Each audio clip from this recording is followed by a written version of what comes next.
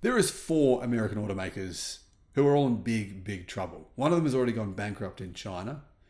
The others could follow suit very soon, where they are struggling with literally hundreds of thousands of excess vehicles gathering dust in the United States alone. We're talking Ram, Jeep, Chrysler, and Dodge. All 4 of them have the highest levels of inventory in many years. Put all 4 of them together, they're under the same parent company, and there is a huge crisis here unfolding. Massive global conglomerate Stellantis have just come out and made some interesting claims. However, what I'm more interested in is the fact that they appear to be trying to distract us from one big problem. One very big problem. And it's going to cause them possibly billions of dollars of problems this year alone. Hello, my friends. Welcome to the channel. I'm Sam Evans. You're watching the Electric Viking. It's great to see you. The biggest car market in the world represents around 34% of all cars sold. That is China. 34% of all cars sold.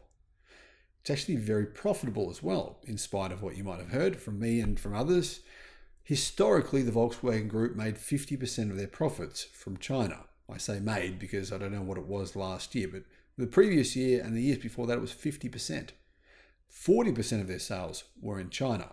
Now there's big problems for legacy automakers in China because of new emissions regulations, making it much more difficult, nearly impossible, to sell many cars that have already been manufactured by legacy automakers.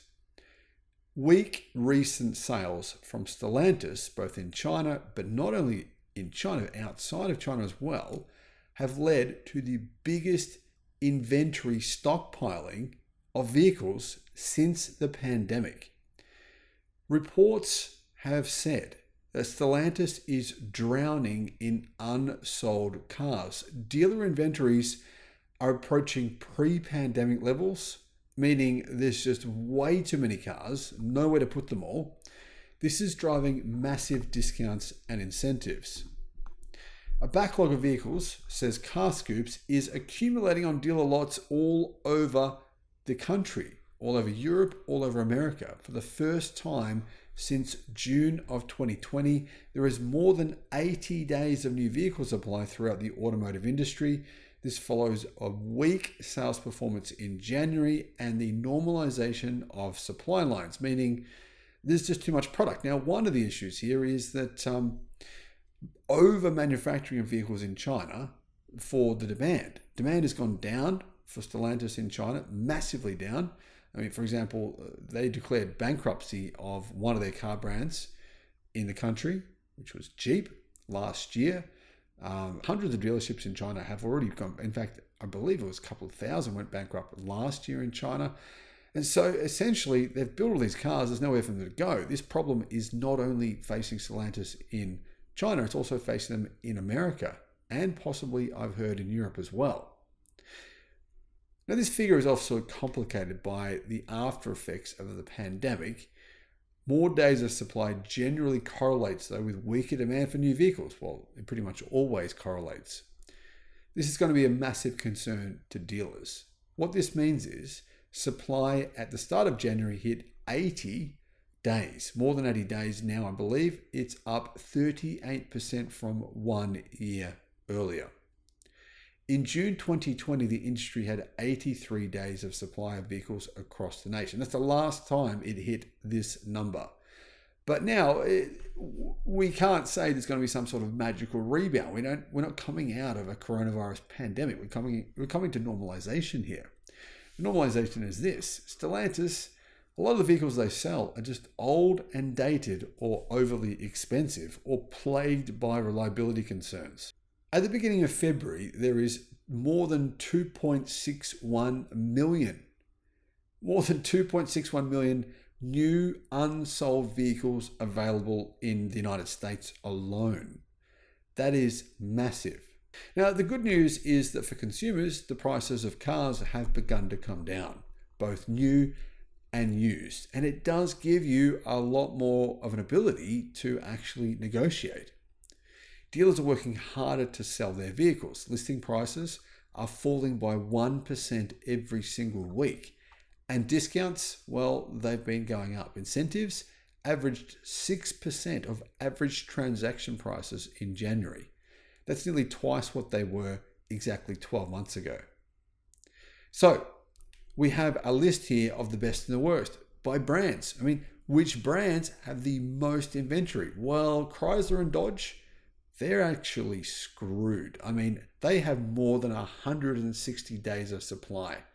That's the highest number in the history of Chrysler and Dodge. Chrysler and Dodge have never had more than 160 days of supply. People don't want cars made by Dodge and Chrysler, unless, of course, it's something like a Dodge Hellcat Special Edition. That's completely different. But the production of that vehicle is completely ended. That's a very small percentage. It's less than 1% of Dodge's sales. Outside that, Chrysler and Dodge, well, they're clearly in trouble. Now, here's the thing. Ram and Jeep, well, they're only performing a minuscule amount better at 153 days supply. By the time you see this video, it could be over 160 though. That is just absolutely shocking. Now, Genesis and Infiniti, they're doing pretty badly as well, but nowhere near as bad, with 126 and 124 days supply respectively. Now, realistically, actually, the same problems are applying to other automakers. I mean, we look at Ford, GMC, Chevrolet. They have a fair bit of stock on hand, nowhere near as much as Stellantis Group. It's 104, 83, and 81 days, respectively. So you can see Chevrolet is actually doing the best of that group. 81 days, it's still not great. Industry average should be around the 50s. However, Ford is doing, well, pretty badly as well, with 104 days of supply. But, of course, Ford and Chevrolet, I think it's fair to say, they've got pretty loyal buyers. They're going to always be able to count on pickup truck sales going pretty well. Stellantis as a group, well, clearly they are massively, massively struggling. But what I find strange about all of this is Stellantis is not saying, oh, guys, you know what, we're going to just slow down production so the dealers aren't bombarded with cars. They're just making more cars. I mean, they're just making more and sending more cars. Now, we already know they're in trouble in China, big trouble. But now what happens when they're in trouble in the United States? I mean, they don't have any compelling product. They don't have an EV on sale at all. They have a plug-in hybrid, but no actual EV. They've got no product really in the product line coming at all for Chrysler EVs. The Chrysler Airflow was meant to come out. That was basically cancelled. I don't know what the hell is going on with Stellantis, but they talk a lot of talk, don't they? They say a lot. They basically make all these claims. They're now saying they're making a profit from EVs. There's no proof that they actually are. They're now saying that they are, but no one actually believes it. Anyway, guys, my thing is here. The point of this video is if you're invested in Stellantis, I'd be saying to myself, is this really a good idea?